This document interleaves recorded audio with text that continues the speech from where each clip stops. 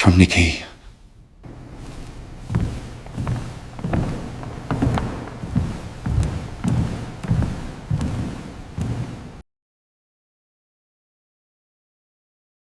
They hauled Isabella up the stone steps and into the tribunal while a lantern guttered against the night. Her hands were bound at the wrists. She did not answer when Lucian named the charges. That refusal, her refusal, hung in the chamber like a verdict already written. Defiance pushed her jaw forward. The court felt it and treated that posture as confession. The narrator notes the facts without flourish. Isabella, 27, a woman who had tended linens for the convent and kept a torn rosary in her pocket, was accused of sedition and of speaking with a man condemned by the church. She had been found near the man's house 2 nights earlier. Witnesses were split. The age of the accused, her role in the parish, and her ties to a grieving widow were all recorded in the clerk's book before she stepped into the light. The first 5 sentences of the record show the conflict plainly. Lucian, the inquisitor, read old precedents aloud. The clerk recited a legal doctrine that equated a defendant's silence with confession when the tribunal judged the silence deliberate. Isabella's refusal to speak was not an absence, it was evidence. That word evidence drove every motion in the room from then on. Guards pushed her to the center of the dais. The crowd pressed forward on wooden benches. A single candle on Lucian's table made the faces around him hard and pale. Isabella kept her eyes down. She kept her mouth shut. Isabella, Lucian, and his voice cut the chamber. Answer the charge. Isabella did not move her lips. Isabella, the clerk repeated, flipping a brittle page. Speak for yourself. Silence remained. A murmur slid through the benches. Someone spat. A man toward the back hissed her name and called for ropes. The crowd had gathered that night to watch a ritual of authority. They came for an explanation and left with hunger for confirmation. Lucian folded his hands and steepled his fingers. He spoke slowly. Silence will stand as admission. The law is clear. A woman in the gallery made a tiny sound, half sob, half laugh. That sound shifted unease into anger. The first emotion change occurred in the chamber. Defiance in Isabella moved the gallery toward suspicion. People leaned forward. They wanted a deed to pin on a person. A clerk rose and read older entries aloud. The words were dry. Dates, punishments, methods used when defendants refused to answer. The room listened. The entries described coercion, isolation, and a list of penalties the court had used to force speech. This was historical context stated plainly. Silence had been weaponized here before. Lucian ordered that Isabella be removed to an inner room for private questioning. 2 guards took her by the elbows. She walked with her head bowed. Her hands did not claw or plead. Her silence was deliberate, and that deliberateness tightened Lucian's jaw. In the private room he closed the heavy iron door and steeled his voice. You can end this, Lucian. Say the name. Tell us the truth. Speak plainly and you may keep your life and some dignity. Isabella pressed her lips together. She did not look at him. Her hands curled inside the bound cloth. Sweat stood at her temple. Lucian raised a finger. Isabella. She gave nothing. He leaned forward. Isabella, he said again, this time softer and then cold. Do you understand what silence costs? She did. Her silence had a purpose. She had been given a choice before, long before this court day.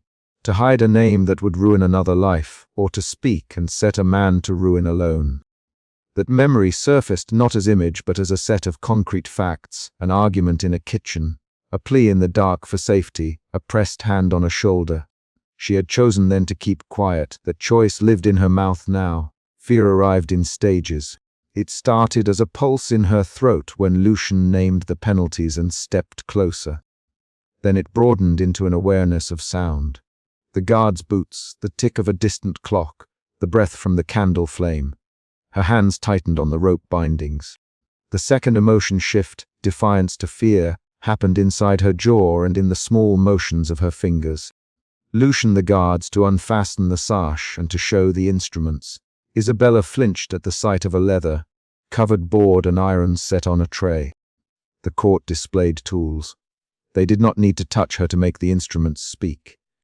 A witness named Madeline stumbled in at that moment, hair loose, a small torn note clutched in her fist. She called out, "Wait." There is a paper. Madeline's arrival changed the room's tempo. The clerk took the note, hands trembling. The torn edge had soot on it. Ink had bled where water touched it. Lucian glanced at the scrap, then kept his face still. The crowd leaned. The third emotion shift occurred among observers. Suspicion bent into hope that the truth could be found in a scrap. Madeline moved toward the dais. "This was in the alley," she said. "I found it near the—" Lucian cut her off. "Give it here," he commanded. The clerk unfolded the note with 2 fingers. The ink spelled an address and a name. It suggested another explanation for the night she was near the condemned man's house. It suggested that Isabella had been delivering bread for the widow, not conspiring in sedition. "Read it," someone demanded from the benches. The clerk hesitated, then read aloud the line about the widow's address and the name of a tenant who had owed bread. The note undermined the simple narrative that had brought Isabella before them. Lucian listened without shifting his features. He turned the paper over and set it aside. He kept his hand on the ledger. He did not put the note back into the packet to be filed. He tucked it between pages instead. Madeline watched him. "Lucian," she said, "this proves she was delivering, not meeting him." Lucian's eyes split to her. "Madeline," he said, "your memory can be faulty." "Madeline," the clerk murmured, "I will record the note." The clerk's attempt to file the note would be the turning point. He slid the paper under the ledger at Lucian's nod. That small action changed the material truth in the room. An objection rose in the bench. People spoke at once. Voices collided. "Why bury the paper?" a man called. Lucian lifted his hand. "The court has rules," he said. "The clerk will decide what enters the roll." Madeline backed away. Her mouth trembled. She held herself like someone who had been pushed from behind. Her hands shook around the torn edge of the paper. The torn paper had been a brief pivot toward doubt. Lucian's gesture turned that pivot into a suppression. Back in the private room, Lucian brought Isabella a chair. He sat opposite and placed the ledger on the table. The candle threw a stripe of light across his face. "He who you to stay silent." Isabella's throat moved. She did not speak. Lucian's voice dropped. "Names," he said. "Names will save you." She kept her head angled down, her jaw set like a lock. When she did finally speak, it was only after a long pause. "Not a name," she said, and her voice was a small thing, a promise. Lucian's mouth tightened. "Who made that promise?" She looked at him then. Her eyes were dry. "Madeline, me to say nothing." Across the hall, the clerk's pen scratched as he wrote. The crowd in the main chamber shifted and watched. Lucian heard the name and did not flinch. He folded the ledger closed and stood. "Bring Madeline," he ordered. Madeline was brought forward trembling, hair hanging in an untidy fall. In the court gallery, a woman muttered that she had always been an odd one. Another man said nothing and kept his hands clasped around a wooden staff. Lucian faced Madeline. "You, Isabella, to stay silent," she swallowed. "I told her not to lie, Madeline. I told her the truth would shame others." Lucian's jaw tightened. "Madeline, your instruction cost you. You will stand and answer." Madeline's eyes flicked to Isabella and back. "Isabella, please," she whispered. Isabella's body did not move. The silence between them became speech. The audience inferred motive. The court searched for an arrangement of facts that would make a case. A rapid exchange followed when Lucian interrogated Madeline. It was short, clean, and sharp. "Madeline, where did you find this paper?" Lucian. "In the alley by the widow's door," Madeline replied. "Who sent it?" Lucian demanded. "No one, Madeline." "Did you see Isabella hand it over?" Lucian pressed. "No." "Then how do you link her to the house?" Madeline's lips pressed together. "She lived nearby." "I thought, Madeline." "Lucian, you thought poorly. The court must decide." That short interrogation changed the direction of the room. The exchange was 3 lines of fast questioning, then 2 defensive replies. It revealed the thinness of the link and the vulnerability of the witness. It also showed how Lucian could turn a hesitant witness into proof by tone and repetition. Outside the chamber, guards prepared a public inquisition. Lucian decided to bring Isabella back into the gallery and force a confession by spectacle. He announced the move with a single sentence that made the chamber still. "We will question her before the gallery and let the people judge." The crowd stirred. Some cheered. Others crossed themselves. Isabella walked back to the days under guard. Her shoulders were straight, but her knees walked slow. The bench nearest the front held a thin man who leaned forward and spat quietly.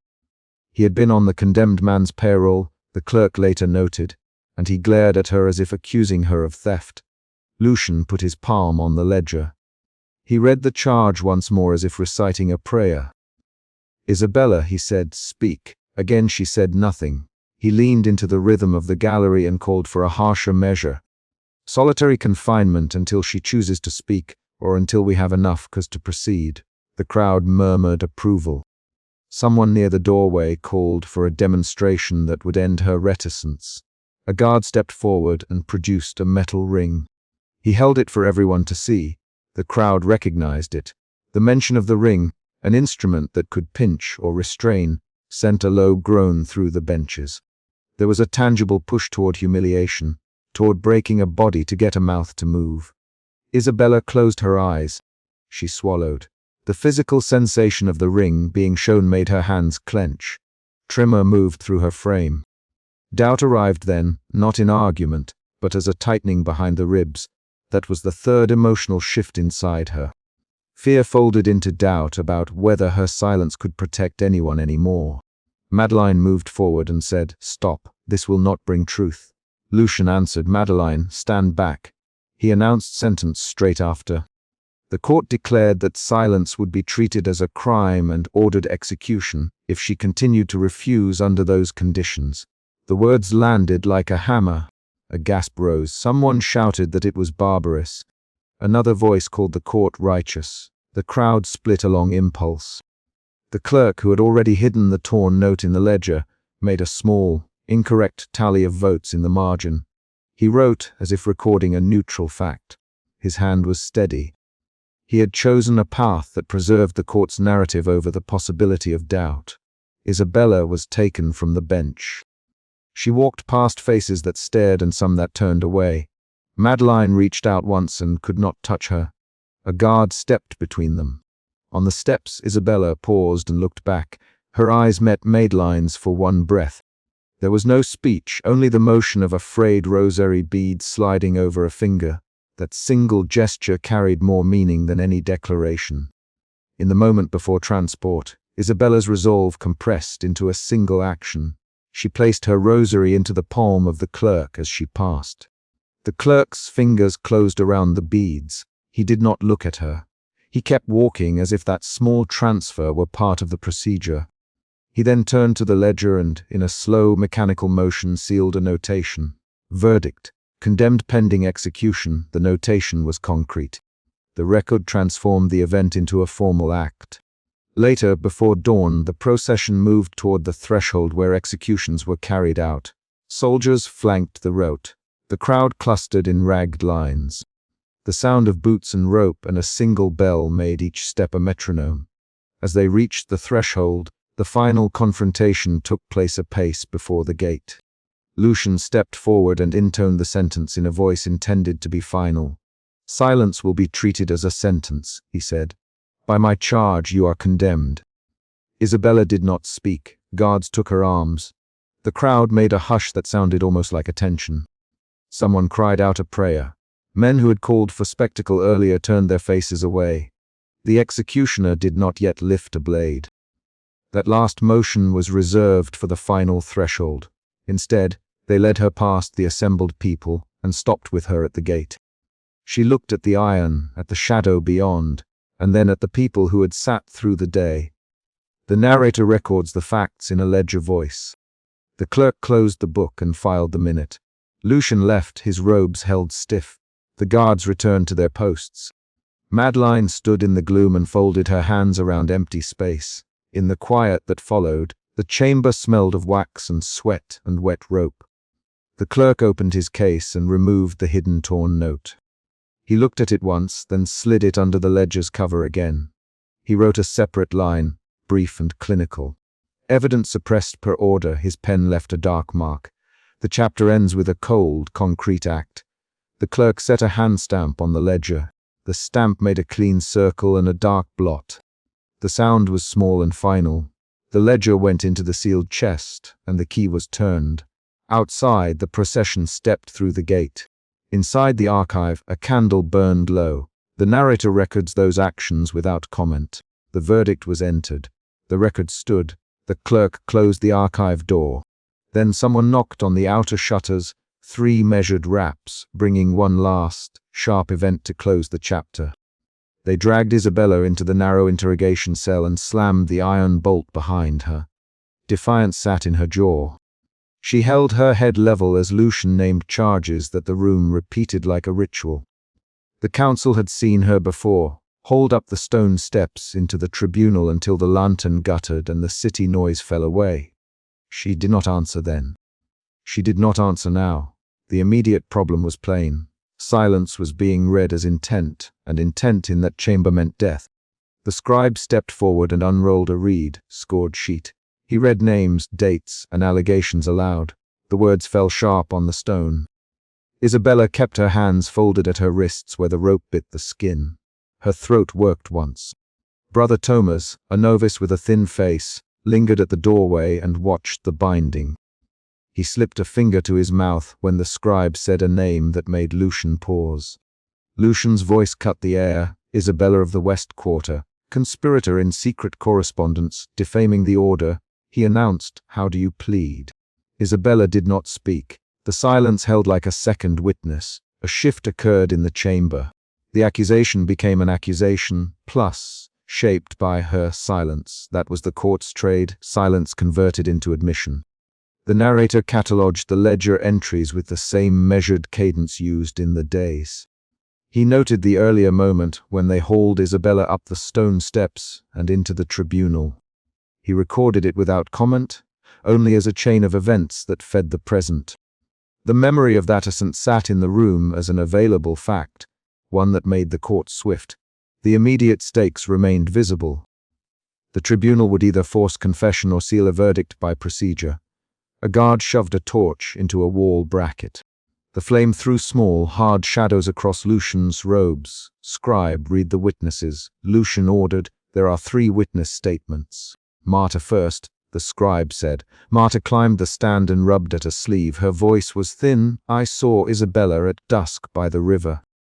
She tore a page from a ledger and handed it to someone I could not see." Marta looked at Lucian and then at Isabella.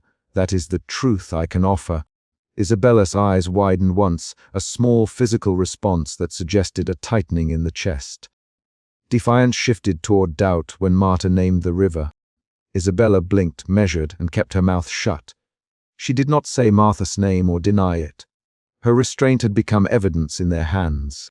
Lucian folded his fingers and steepled them. "Marta, are you certain?" he asked. "Yes, Inquisitor Lucian," Marta answered, but then she lowered her head and hesitated. The pause stretched. Sweat shone on her lip. A guard nudged her knee. A dispute flickered between the scribe and Lucian over the exact transcription of a witness line. The scribe insisted on the wording. Lucian moved a finger as if placing each syllable in order. "The wording matters." Lucian calmly, "Words confer form." The court records demand precision. The exchange was short but sharp. The room filled with small noises. The rustle of linen, the scratch of reed on papyrus, the breath tremors of those watching. Isabella watched Lucian's hand when he tapped the ledger. She registered the sound of the gavel like metal on bone and kept her expression blank. She had reason to be still. Speaking might hand them the lie they wanted, and silence might be the only method left to protect what she refused to name. The atmosphere tightened when the scribe reached toward Isabella's shawl to confirm an inventory of her belongings. He found a damp, torn scrap tucked under the fold. He held it up. The room sucked air at the sight of a smear of black ink and a single name partially legible. Lucian's eyes narrowed. "Bring the fragment," he said. Hands closed around the scrap and one clerk walked it toward the dais. The paper smelled of river mud and old candle wax. The ink had run at one edge where water had struck it. The name on the crease ended in 3 letters. L. Isabella's breath came shorter. The shard altered the balance in the chamber. What had been practice, the court's repeated ritual of turning silence into confession, flashed a new possibility. a concealed author who, if named, might change the whole narrative. The room reacted the way an instrument reacts to a new tone. Officials leaned in, guards shifted. Brother Thomas rubbed his fingers together in the dark. Lucian read the partial name aloud and then smiled without humor. "A name on paper is a rope that can hang men or let them down," he said. "It could be a mistake," the scribe offered, and the words sounded thin in the vaulted room. Isabella's hands tightened into grooved lines where the rope had rubbed. Her defiance moved into fear across her features. The skin around her eyes tightened, and for the first time her jaw trembled. She swallowed. She did not speak. Later, when they took her to the private questioning room, Brother Thomas fell into step beside her on the corridor. He pressed something small and rough into her palm. A token, carved from wood, a knot no larger than a fingernail. "Watch the name," he said, voice low. "If they read it wrong, tell me when you can." Isabella looked at the token, then at Thomas. She did not open her mouth to thank him. A shift moved through her. Defiance softened toward fragile hope, because a human hand had crossed the tribunal's formal barrier. Thomas' quick promise introduced a new dynamic. Someone else was acting, not just the court. Back on the dais, Lucian resumed the procedure. He announced a punitive practice reserved for those who refused to answer. The court could treat silence as confession and mark the sentence accordingly. The words themselves were technical, but in practice they put the machinery in motion, guards at the ready, councilmen to sign the decree. The gavel to strike fate into the record. "Isabella, Lucian, slow and clear, your silence will be recorded as admission, and the tribunal will proceed to sentence." Any final statement? A breath in the room lengthened. Isabella kept her hands folded. She lifted her eyes and met Lucian's. Her mouth moved only to shape a breath. The defiance there did not vanish. It changed its shape. Doubt crossed her face when she thought of the torn scrap, of the name that might undo them, and of Thomas waiting in the shadows. Marta returned to the stand and then faltered. The pressure from watching Lucian fix his gaze on her made Marta's face go pale. She muttered to the scribe and then looked at Lucian. "Forgive me," she said, voice breaking. "I cannot be certain." The words came like a small collapse. The room recoiled. Lucian's jaw tightened. He called for a guard. "Hold Marta until we can corroborate," he ordered. The arrest of a witness shifted the room's center of gravity again. Isabella watched Marta being led away, her hands bound at the wrists in the same manner as Isabella's had been earlier. That moment deepened a new emotion in Isabella. Fear moved in with a clear edge. Fear showed itself as a faster pulse at the temple and a tightening at the base of the throat. Lucian then directed attention to procedure. He the counsel to sign the motion to treat silence as confession. A clerk passed a quill. Fingers hovered over the parchment, the feather scratching occasionally as attendants prepared the official mark. The scrape of the quill felt loud, an instrument of finality. The council conferred in clipped whispers. Some leaned toward Lucian, others kept hands folded.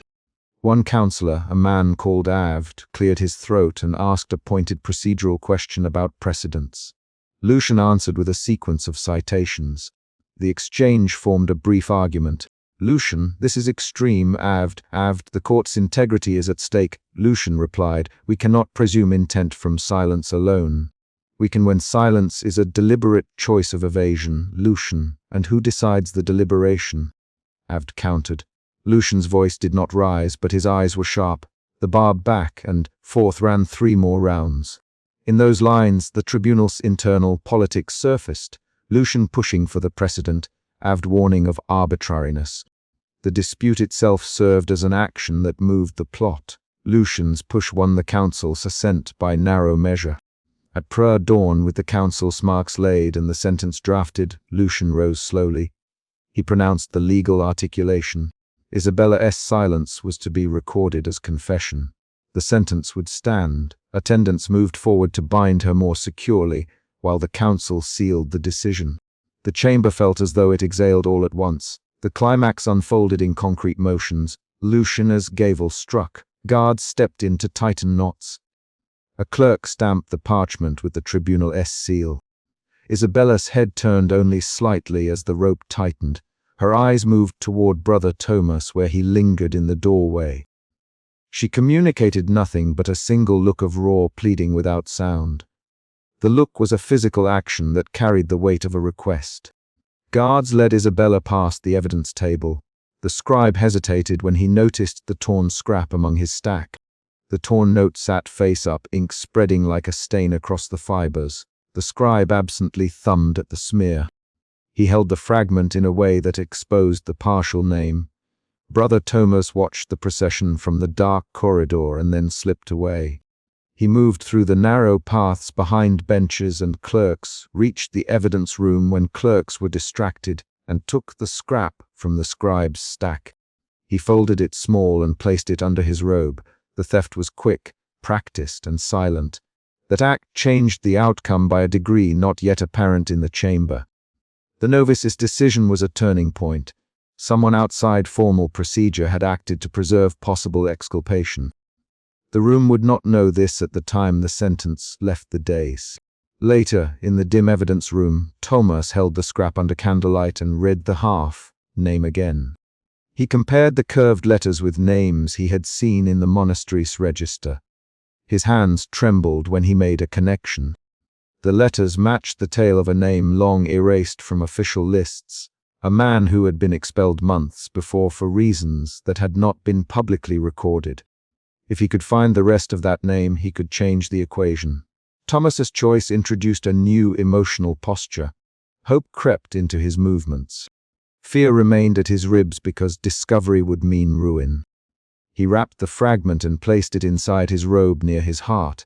He left the room with slow, careful steps so as not to draw attention. Back in the tribunal, the ledger closed. The narrator noted each stamped motion and the names that now sat as facts on parchment. He catalogued the counsellor's signatures and the exact time the sentence was set. He recorded the empty bench beneath the candle where Isabella had stood, and he wrote that the candle guttered as if finishing its testimony.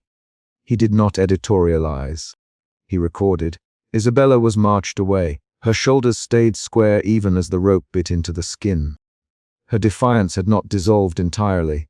It had become a slender thing alongside fear and the new, fragile hope that Thomas might find a name. The chapter's immediate conflicts resolved into a closed sequence. The court had declared silence confession, the sentence was sealed, and a novice carried the sole remaining lead. The narrator closed the scene with concrete detail. A ledger snapped shut, a candle's last sputter, a torn scrap folded into a sleeve. Brother Thomas passed a doorway as the first pale light came through the high windows, and a guard called his name without noticing. Thomas did not answer the call. He moved toward the district where old registers were kept, toward a clerk who kept lists of men expelled and names struck from public memory. A small, decisive action ended the chapter. Thomas placed the scrap on the clerk's counter and whispered a request for a single erased entry.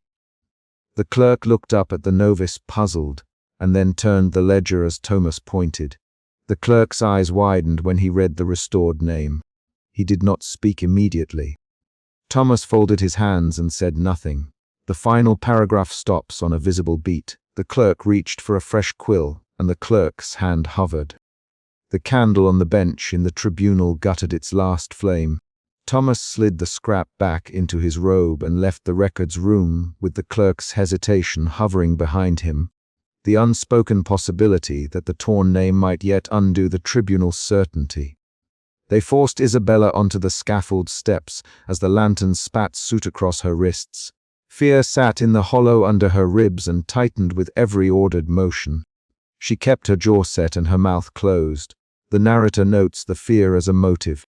Fear of saying the wrong thing, fear of betraying someone else, fear of a false word traded for life. That fear made her stillness a decision. The crowd pressed forward. Lucian opened his ledger and began to read, and the immediate conflict was visible, silence versus proclamation. Isabella had not spoken in the tribunal the night before. She had not answered when Lucian named charges. This morning repeated that moment in front of more faces. The baseline was simple and raw. A woman who would not speak, an inquisitor who would force speech into confession, and a town that would watch and choose. The narrator notes the prior incident plainly, the hauling up the stone steps while a lantern guttered. So listeners understand this is the continuation of what had already happened. Guards held her elbows. Captain Roderick walked beside her with his hand on the pommel of his sword. A thin crowd gathered by the scaffold. Merchants, a few women, clerks, and the magistrates who had once dined together.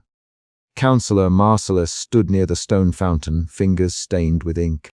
Lucian faced the crowd, ledger open like a decree. Isabel of St. Glyn, Lucian, you stand charged with incitement and seditious correspondence. His voice carried without tremor.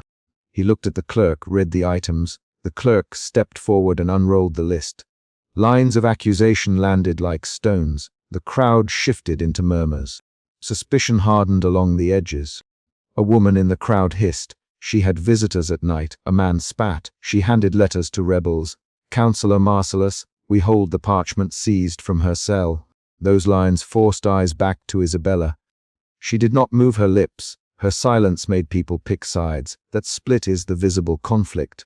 Those who believe silence as guilt, and those who feel pity. Captain Roderick leaned closer and breathed, barely audible. Roderick to Lucian. Is there proof beyond the parchment? Lucian's reply was a measured lift of the ledger. The council deems the parchment sufficient. Roderick's jaw tightened. He glanced at Isabella. Her hands were folded like she held her knees from the inside out. He imagined the prior interrogation in the narrow cell, the iron bolt slammed, the corridor smell of damp stone. Roderick's doubt arrived as a physical hesitation in his fingers. A clerk pushed forward with a damp, torn scrap of paper, found behind her straw, the clerk said. He held it out so the morning light showed the smudged ink. Marcellus watched Lucian while Lucian watched the paper. A new fact moved the crowd. Some people squinted at the scraps and saw only stains. Others read coded lines and muttered about betrayal. The narrator reports what happened without commentary. The scrap had been seized, presented, and accepted by some as proof. Isabella's face did not register surprise. She had known the paper would come. Fear shifted to resolve. Her stillness hardened into a deliberate quiet. She squeezed her hands together until her knuckles whitened. A child at the edge of the crowd pointed and then clutched his mother's cloak. The mother looked away. That small human motion showed how the event forced choices on ordinary people. Lucian lifted his gavel like staff by law and by custom, he said. Silence in the face of charges is admission. We will demonstrate the consequences for those who refuse cooperation. He spoke in a cadence meant to close argument. Isabella's silence threw his tone back at him. Roderick's hand went to the rope that held the barrier. He hesitated, his eyes flicked from Lucian to Isabella. A guard moved forward and pulled at Isabella's sleeves to force a confession. She did not speak. The guard tightened his grip and searched her skirts for hidden letters. He found only a torn rosary bead in a frayed shawl. The guard held the bead up and said, "A broken bead." Perhaps she confesses to prayer only. The crowd laughed in a brittle way. Isabella flinched when the bead brushed her palm. That flinch was small but visible, and it shifted some faces from anger to pity. Marcellus strode through the press and showed the clerks damp parchment. This contradicts their private minutes, he said. There are names here that suggest others in power favored her defense. The crowd hummed. A magistrate stepped closer and touched Marcellus' sleeve. Lucian's eyes narrowed.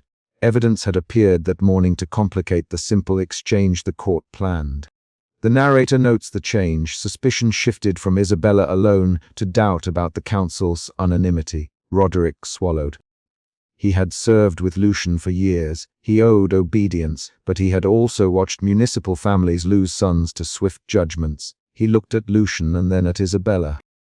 He remembered the narrow cell where she had kept her head level. He remembered the night watch who reported her calmly praying. Those recalled details altered his stance. Doubt moved into his voice. Captain Roderick, Lucian, carry out the sentence. Do not falter. His tone made the order unarguable. Roderick answered with a short, clipped, yes, Lucian. The exchange was terse. The next action was the crowd's expectation. They wanted a demonstration. Guards prepared the scaffold. A rope was measured and looped. Roderick's hands shook, but he did not show it. He delivered commands in the same clipped manner, and the guards obeyed. The action sped forward. People stepped closer. The murmurs became small shouts. At this point, fear in the crowd spread differently. Fear of disorder and fear of showing sympathy. Some faces softened, others tightened. Then a clerk, pale and coughing from the night air, stepped forward and laid another paper on the ledger. Clerk to Lucian. This page was found crushed in her straw. It bears a notation from Councillor Sabin that contradicts the charges. Marcellus raised his hand and said, "We have other council records." We knew of division. Lucian's face did not change outwardly, but his hand closed white around the ledger. A new fact had arrived that might, if pursued, reveal a political motive for the prosecution. At that revelation, the mood in the courtyard split openly. A small group of townspeople shouted for a stay. "Wait," a baker said, "wait until the records are read." Another voice called, "Let the law decide, not spectacle." Lucian's mouth thinned. He needed to keep control. He needed the public demonstration to proceed to set an example. Those needs and the newly revealed records pushed against each other. Marcellus stepped forward to the scaffold and spoke to the crowd. "Councillor Marcellus, we have reason to doubt the completeness of the charges. Give us 3 hours to verify these minutes." His voice aimed to cool tension. He looked directly at Lucian. Lucian shut his eyes for a single heartbeat, then looked back at Marcellus. "No delay. Lucian, the council has given judgment. We will not appear weak." He raised his staff and the guards braced. Roderic's hesitation became visible. He gripped the rope and looked at Lucian as if measuring whether the man he had followed for years would break something larger than a single life. Roderic's hands tightened until the knuckles glowed.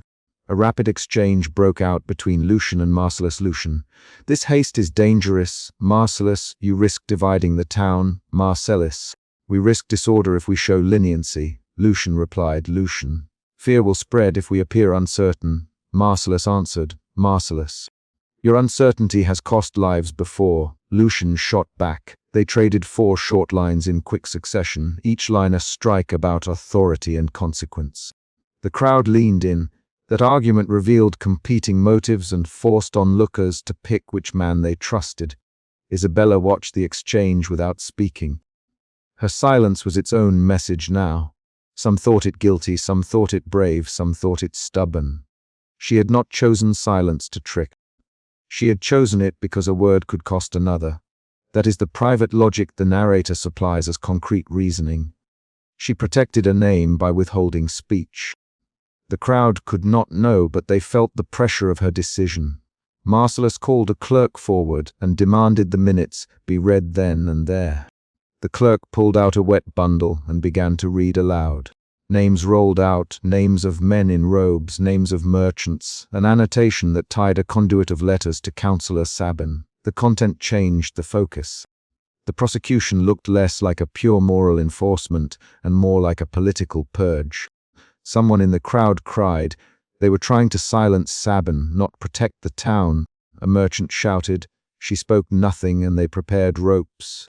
Roderick looked at Lucian and said, "Lucian, if this is politicized." Lucian cut him off with a single word, "Obey." There was no room for debate in that command.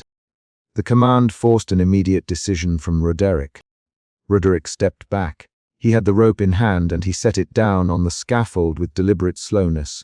His voice came out low, "I will not." He stopped. The sentence hung and half the crowd froze. A mutter rose.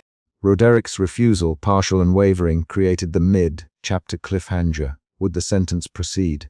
Guards bristled. Lucian's jaw worked. He barked, "Captain, finish your duty." Roderick looked at Isabella. He saw her hands folded. He saw the torn rosary bead. He saw the clerk's wet scrap. And he made a choice that split the court. He nudged the rope toward the edge and then back again. "I will not be the instrument of a purge." The line let loose immediate gasps and sharp shouts.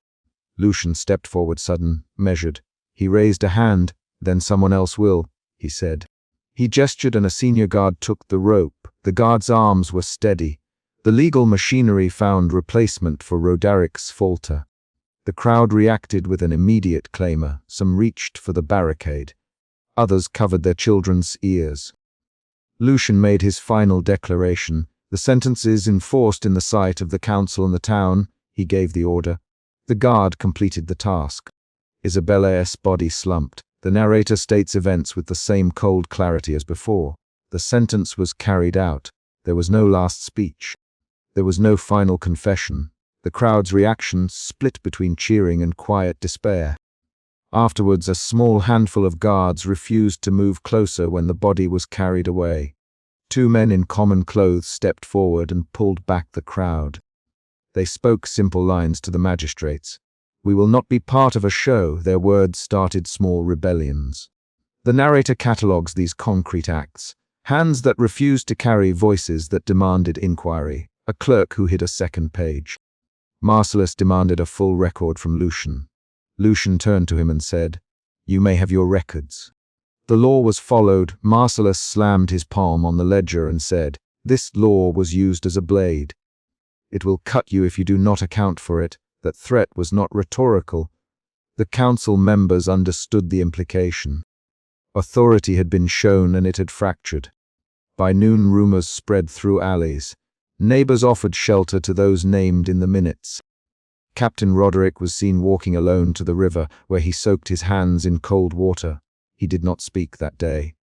The narrator notes his action. Cold water on bruised hands, a physical attempt to steady a tremor. This described act shows how the event changed him. In the evening, the town gathered in small groups and argued quietly. Some pledged support to Marcellus. Some still trusted Lucian. The narrative closes the legal thread. Investigations would be opened, names would be called, and several magistrates feared recall. Isabella's fate had become a fault line. The narrator frames it plainly. A single enforced sentence had exposed political fractures and seeded resistance. On a worn wooden bench beneath a guttering candle, someone placed a torn rosary and a smear of ink on a damp scrap. The narrator lists the objects and their positions without embellishment.